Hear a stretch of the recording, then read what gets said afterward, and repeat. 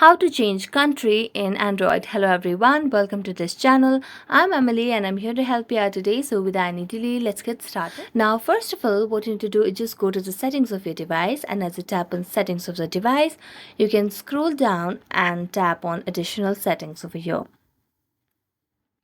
As you tap on additional settings, all you have to do is you can see the option of region over here. Now tap on region. So right now you can see it has been toggled on for Nepal. Now if you want to change it to any other country, for example, if you want to change it to Australia, I'm going to tap on Australia and it will start switching the region. You just have to wait until it switches completely. Now go back and check it, and there you go. So thank you so much for watching this video. If you enjoyed watching this video, don't forget to like, subscribe and hit the bell notification for more updates. That's it for today and see you next time.